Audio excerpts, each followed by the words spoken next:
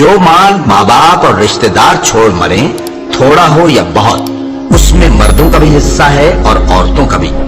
ये हिस्से अल्लाह के मुकर्रर किए हुए हैं। और जब मीरास की तकसीम के वक्त गैर वारिस रिश्तेदार और यतीम और नादार लोग आ जाएं, तो उनको भी उसमें से कुछ दे दो और उनसे माकूल बात कहो।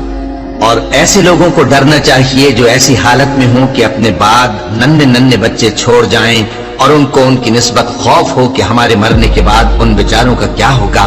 बस चाहिए कि ये लोग अल्लाह से डरें और दुरुस्त बात कहें। जो लोग यतीमों का माल नाजायज तौर पर खाते हैं, वो अपने पेट में आग भरते हैं और जरूर दोज़ख में डाले जाएंगे। अल्लाह तुम्हारी औलाद के बारे में तुमको इरशाद फरमाता है कि एक लड़के का हिस्सा 2 लड़कियों के हिस्से के बराबर है। और अगर औलाद मैयत सिर्फ लड़कियां ही हों, यानी 2 या 2 से ज्यादा, तो कुल तरके में उनका 2/3 है। और अगर सिर्फ एक लड़की हो तो उसका निस्फ है।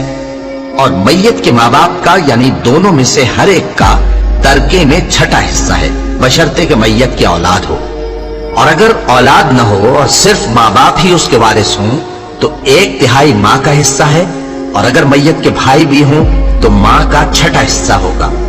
और ये तकसीम तरका मैयत की वसीयत की तामील के बाद जो उसने की हो या कर्ज के अदा होने के बाद जो उसके जिम्मे हो, अमल में आएगी। तुमको मालूम नहीं कि तुम्हारे बाप दादों और बेटों और पोतों में से फायदे के लिहाज से कौन तुमसे ज्यादा करीब है।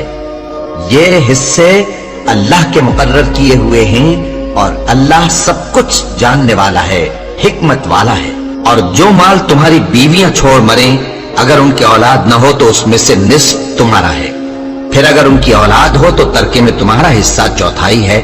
लेकिन ये तकसीम वसीयत की तामील के बाद जो उन्होंने की हो या कर्ज के अदा होने के बाद जो उनके जिम्मे हो, की जाएगी।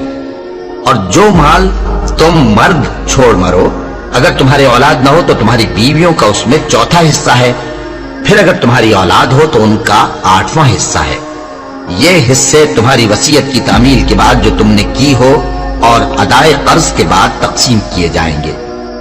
और अगर ऐसे मर्द या औरत की मीरास हो जिसके न बाप हो न बेटा मगर उसके भाई या बहन हो, तो उनमें से हर एक का 6ठा हिस्सा है। और अगर एक से ज्यादा हो तो सब 1/3 में शरीक होंगे।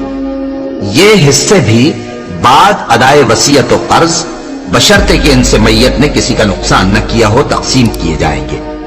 ये अल्लाह का फरमान है और अल्लाह निहायत इल्म वाला है, बुर्दबार है। ये तमाम अहकाम अल्लाह की हदें हैं। और जो शख्स अल्लाह और उसके पैगंबर की फर्माबरदारी करेगा, अल्लाह उसको बहिश्तों में दाखिल करेगा जिनमें नहरें बह रही हैं, वो उनमें हमेशा रहेंगे और ये बड़ी कामयाबी है।